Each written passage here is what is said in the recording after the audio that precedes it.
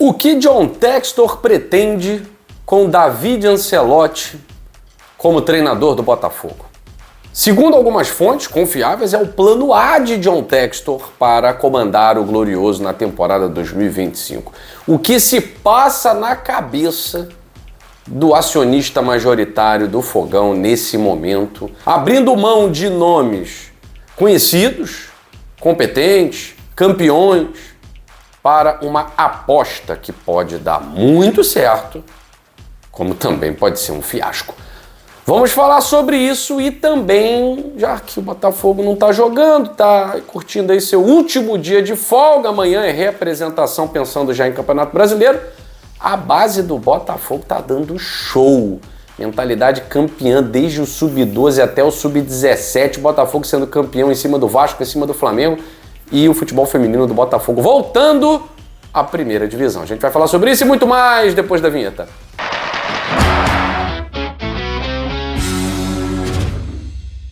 Em homenagem às nossas meninas, né? Tá aqui, ó.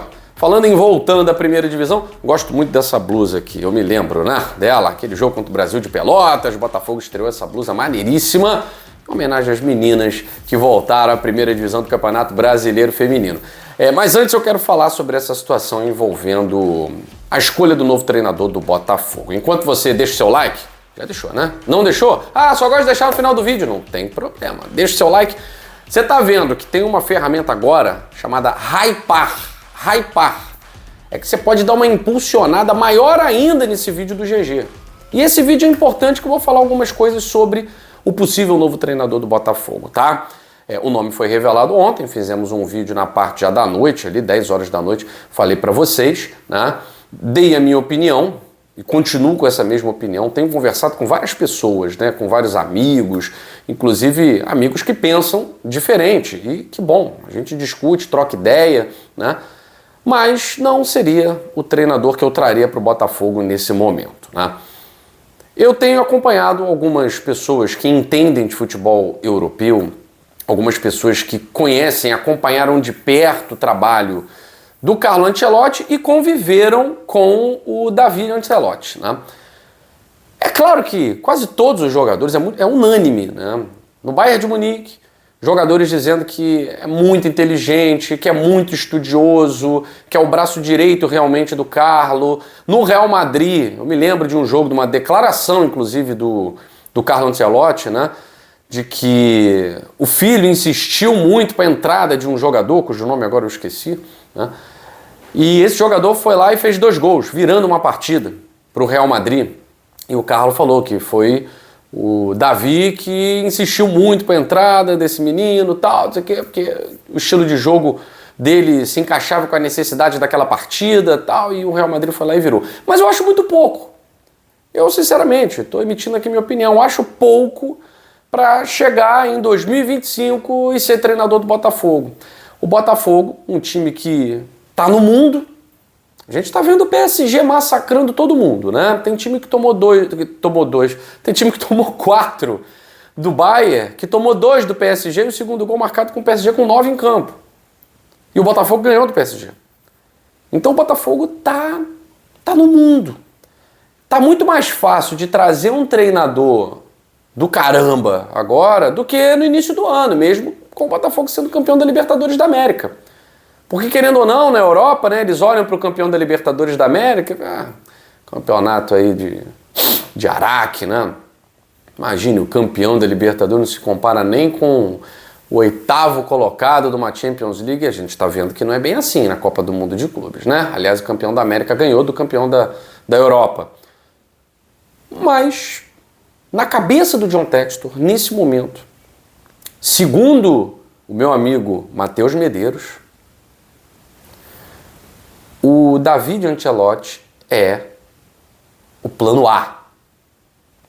Tem 3 nomes, isso a gente já tinha falado também aqui, né? Que havia um nome ali engatilhado e mais outros nomes com quem John Textor ao mesmo tempo conversava. Ele não estava adotando a tática do início do ano de conversar individualmente.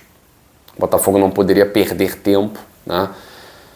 E o David Ancelotti é o nome com quem o Botafogo, nesse momento, com quem o John Textor está negociando. Vamos lá. A negociação está encaminhada. Vale lembrar que outros clubes estavam em contato com o italiano. Eu falei ontem do Como da Itália. Segundo o GE e de alguns portais italianos, não só o Como da Itália, mas também o Rangers da Escócia estava negociando com o Ancelottinho, né? E o La Coruña, Deportivo La Coruña da Espanha. As negociações não foram avante, ele assumiu o cargo de auxiliar na seleção brasileira. Bom, vamos lá, eu vou falar primeiro do que eu tenho escutado como vantagens, tá? Porque eu estou assumindo aqui a minha posição de cético, tá? Estou nesse direito, né? A minha posição de ceticismo em relação a essa escolha, tá? Não vou ficar empolgado, posso me acostumar com o tempo e ver os resultados e, obviamente, entender que é realmente o que falaram está funcionando. Vamos lá. O que nós temos de feedback? Conversando e lendo muito algumas pessoas que acompanharam o trabalho do David Ancelotti durante todo esse tempo no Bayern, Napoli, Real Madrid e Everton, na Inglaterra. Dedicado, estudioso, conhece muito de tática e, do que eu ouvi, o mais importante, porque assim, Domenech Torrente também era muito estudioso, também era muito dedicado, era auxiliar do Pepe Guardiola, o maior treinador da época, né, do mundo, e a gente viu que deu Domenech Torrente. Bom, vamos lá. O mais importante que eu escutei é: faz intervenções diretas no trabalho de Carlo Ancelotti. Então, isso para mim é o mais importante, porque, por exemplo, vou pegar um caso aqui que isso acontece, mas o filho nunca quis seguir a carreira. Até me surpreende. O Emiliano Dias, que é auxiliar do Ramon Dias. Quem trabalha no dia a dia de Vasco, trabalhou, né? Corinthians, Al Hilal, dizia muito claramente que o Ramon Dias era ali o testa de ferro. Mas a inteligência por trás do esquema tático e tal era do Emiliano.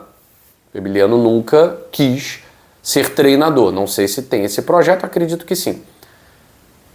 No caso do David Ancelotti com o Carlo Ancelotti, muita gente fala, inclusive no Real Madrid, que as substituições, as modificações táticas durante o jogo, isso, claro, tinha a ver com as intervenções por meio das substituições durante o jogo, eram feitas diretamente pelo filho e não pelo pai. Então, ele tinha uma intervenção, um poder, uma autoridade de intervir na equipe durante o jogo.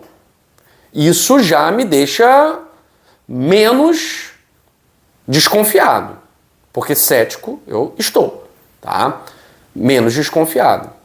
Então, o trabalho do Carlo é fantástico, é maravilhoso, por onde ele passou. Se realmente o seu filho tem essa autoridade, tem esse poder de intervenção, ou seja, a participação direta nos bons resultados das equipes pelas quais o Ancelotti passou, ok, isso é um ponto que a gente tem aqui, né? Outra questão que eu ouvi muito positiva é a ideia de jogo do David Ancelotti, que não vou dizer que é a mesma do Carlo, tal, ou contrária, não. Mas ele tem uma ideia de jogo que é essa ideia de jogo propositivo, de jogo ofensivo, de uma equipe dominante, tudo aquilo que a gente ouviu o anterior treinador falar, né? Dominante e tal, e nada aconteceu. O Ancelotti filho também tem como ideia de jogo essa ofensividade. E aí a gente pode dizer que, pelo menos no Napoli, pelo qual o Ancelotti passou, até o Everton, porque Bayern e Real é meio óbvio, né? Seria estranho a gente ver um Real Madrid jogando na retranca, um Real reativo, né? E o Bayern mesma coisa. Mas até Everton e Napoli do Ancelotti eram equipes que gostavam de ter a bola e gostavam de propor jogo. Tá? Então, ok, é um cara que tem proposição de jogo como ideia fixa. Tá? Isso é bom. Não é absurdo dizer que pode dar certo. Não é absurdo. Deixando muito claro que não seria a minha escolha, que não é o treinador preferido de grande parte da torcida do Botafogo. É uma escolha pra lá de surpreendente, tá? Mas não seria absurdo dar certo. E aí ontem eu dei o exemplo do Felipe Luiz, né, que mas tinha identificação com o Flamengo. Gente, identificação com o clube não garante sucesso no clube. Isso aí é amadorismo, é um pensamento de amador, né? Então, por amar o clube, ele pode ser um bom presidente. Quase 100 anos aí de amadorismo no Botafogo, né? Isso não garante. O que vai garantir é a sapiência, a inteligência, o estudo. E o Felipe Luiz dá para dizer que deu certo no Flamengo. Eu me lembro do Oswaldo de Oliveira. Oswaldo de Oliveira, que era o pupilo do Vanderlei Luxemburgo, assim que assumiu o Corinthians, deu muito certo no Corinthians e deu certo por onde passou. Oswaldo de Oliveira. Então, assim, há vários casos de pupilos que dão certo, como há vários casos que dão errado. E a gente, é claro, se lembra muito mais daqueles casos que dão errado, até porque no Botafogo já houve isso, né? Já houve isso, esse papo de auxiliar, de interino, de inventar treinador sem experiência e tal. Mas é claro que tem uma diferença, né, de, vamos lá, Eduardo Húngaro, Lúcio Flávio, para um David Ancelotti. É um cara que tem a licença Pro da UEFA, aquela licença que falta ao Vasco Matos, né, a licença A, ele tem. Então é um cara estudioso. Em 2016 ele adquiriu a sua primeira licença, 21 adquiriu a segunda licença, que é a UEFA Pro. Então é um potencial treinador. Ele é um potencial treinador, assim como é o Emiliano Dias, né, que já esteve inclusive no Botafogo, vocês se lembram, em 2020 não ficou nem 4 jogos, porque o pai teve que operar e tal. Enfim, aquele rolo danado num ano que tinha tudo para dar errado e deu.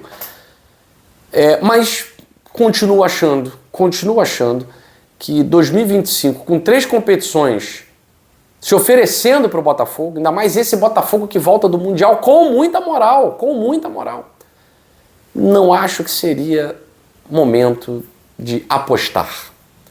Para mim era momento de pegar um treinador mais cascudo. Da escola portuguesa?